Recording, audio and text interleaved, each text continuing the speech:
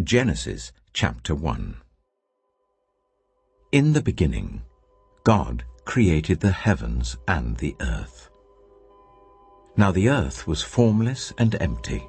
Darkness was over the surface of the deep, and the Spirit of God was hovering over the waters. And God said, "Let there be light." And there was light.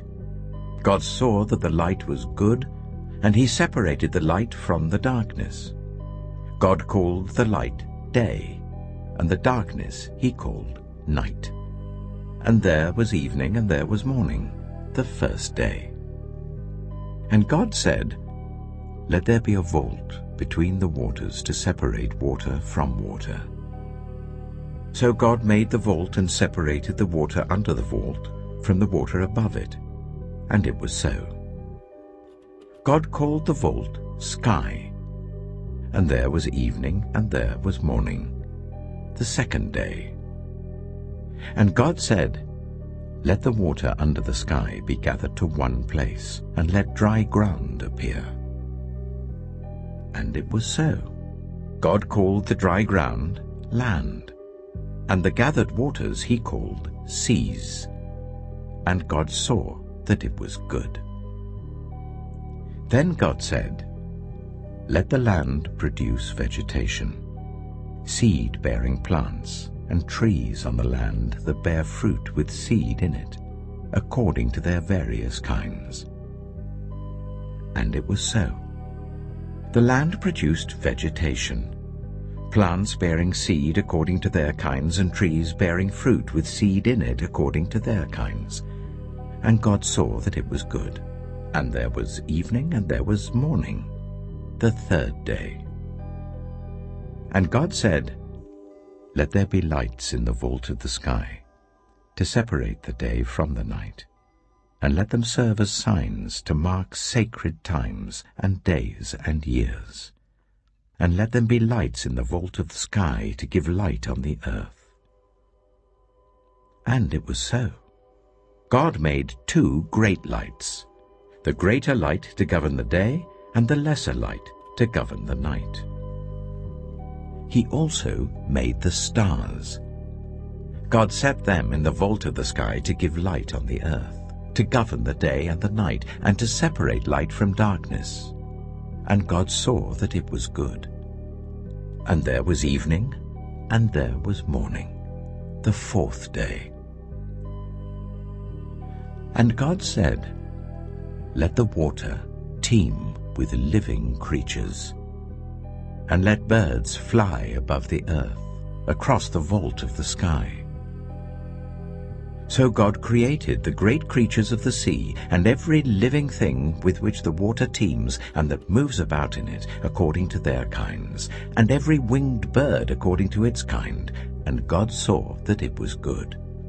God blessed them and said, "Be fruitful, and increase in number, and fill the water in the seas, and let the birds increase on the earth." And there was evening, and there was morning, the fifth day. And God said, "Let the land produce living creatures according to their kinds, the livestock, the creatures that move along the ground, and the wild animals, each according to its kind." And it was so. God made the wild animals according to their kinds, the livestock according to their kinds, and all the creatures that move along the ground according to their kinds. And God saw that it was good. Then God said, "Let us make mankind in our image, in our likeness, so that they may rule over the fish in the sea and the birds in the sky, over the livestock and all the wild animals, and over all the creatures that move along the ground." So God created mankind in his own image. In the image of God he created them, male and female he created them. God blessed them and said to them, "Be fruitful and increase in number. Fill the earth and subdue it. Rule over the fish in the sea and the birds in the sky, and over every living creature that moves on the ground." Then God said, I give you every seed-bearing plant on the face of the whole earth, and every tree that has fruit with seed in it. They will be yours for food, and to all the beasts of the earth and all the birds in the sky and all the creatures that move along the ground, everything that has the breath of life in it, I give every green plant for food. And it was so. God saw all that he had made, and it was very good. And there was evening and there was morning, the 6th day. Genesis chapter 2. Thus the heavens and the earth were completed in all their vast array. By the 7th day, God had finished the work he had been doing. So on the 7th day he rested from all his work. Then God blessed the 7th day and made it holy, because on it he rested from all the work of creating that he had done. This is the account of the heavens and the earth when they were created, when the Lord God made the earth and the heavens. Now no shrub had yet appeared on the earth, and no plant had yet sprung up. For the Lord God had not sent rain on the earth, and there was no one to work the ground. But streams came up from the earth and watered the whole surface of the ground. Then the Lord God formed a man from the dust of the ground, and breathed into his nostrils the breath of life. And the man became a living being. Now the Lord God had planted a garden in the east, in Eden, and there he put the man he had formed. The Lord God made all kinds of trees grow out of the ground, trees that were pleasing to the eye and good for food. In the middle of the garden were the tree of life and the tree of the knowledge of good and evil. A river watering the garden flowed from Eden. From there it was separated into 4 headwaters. The name of the first is the Pishon. It winds through the entire land of Havilah, where there is gold. The gold of that land is good. Aromatic resin and onyx are also there. The name of the second river is the Gihon. It winds through the entire land of Cush. The name of the third river is the Tigris. It runs along the east side of Ashur, and the fourth river is the Euphrates. The Lord God took the man and put him in the Garden of Eden to work it and take care of it. And the Lord God commanded the man, You are free to eat from any tree in the garden, but you must not eat from the tree of the knowledge of good and evil, for when you eat from it, you will certainly die. The Lord God said, It is not good for the man to be alone. I will make a helper suitable for him. Now the Lord God had formed out of the ground all the wild animals and all the birds in the sky. He brought them to the man to see what he would name them, and whatever the man called each living creature, that was its name. So the man gave names to all the livestock, the birds in the sky, and all the wild animals.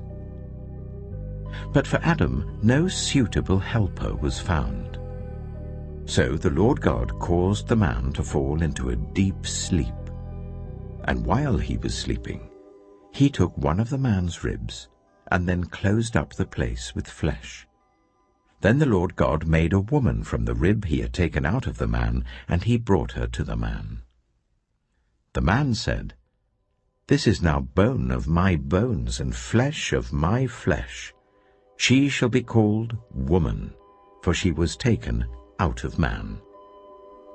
That is why a man leaves his father and mother and is united to his wife, and they become one flesh. Adam and his wife were both naked, and they felt no shame. Genesis chapter 3.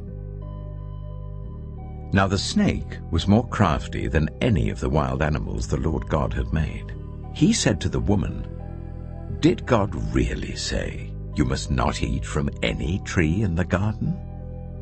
The woman said to the snake, We may eat fruit from the trees in the garden, but God did say, You must not eat fruit from the tree that is in the middle of the garden, and you must not touch it, or you will die." "You will not certainly die," the snake said to the woman. "For God knows that when you eat from it, your eyes will be opened, and you will be like God, knowing good and evil." When the woman saw that the fruit of the tree was good for food and pleasing to the eye, and also desirable for gaining wisdom, she took some and ate it. She also gave some to her husband who was with her, and he ate it. Then the eyes of both of them were opened, and they realized they were naked. So they sewed fig leaves together and made coverings for themselves. Then the man and his wife heard the sound of the Lord God as he was walking in the garden in the cool of the day. And they hid from the Lord God among the trees of the garden. But the Lord God called to the man, "Where are you?" He answered, "I heard you in the garden, and I was afraid because I was naked, so I hid." And he said, "Who told you that you were naked? Have you eaten from the tree that I commanded you not to eat from?" The man said, "The woman you put here with me, she gave me some fruit from the tree, and I ate it." Then the Lord God said to the woman, "What is this you have done?" The woman said, "The snake deceived me, and I ate." So the Lord God said to the snake, "Because you have done this, cursed are you above all livestock and all wild animals. You will crawl on your belly, and you will eat dust all the days of your life. And I will put enmity between you and the woman, and between your offspring and hers. He will crush your head, and you will strike his heel." To the woman he said, "I will make your pains in childbearing very severe. With painful labor you will give birth to children. Your desire will be for your husband, and he will rule over you." To Adam he said, "Because you listened to your wife, and ate fruit from the tree about which I commanded you, you must not eat from it. Cursed is the ground because of you. Through painful toil you will eat food from it all the days of your life. It will produce thorns and thistles for you, and you will eat the plants of the field. By the sweat of your brow you will eat your food, until you return to the ground, since from it you were taken. For dust you are, and to dust you will return." Adam named his wife Eve, because she would become the mother of all the living. The Lord God made garments of skin for Adam and his wife, and clothed them. And the Lord God said, "The man has now become like one of us, knowing good and evil. He must not be allowed to reach out his hand and take also from the tree of life and eat, and live forever." So the Lord God banished him from the Garden of Eden to work the ground from which he had been taken. After he drove the man out, he placed on the east side of the Garden of Eden cherubim and a flaming sword, flashing back and forth to guard the way to the tree of life.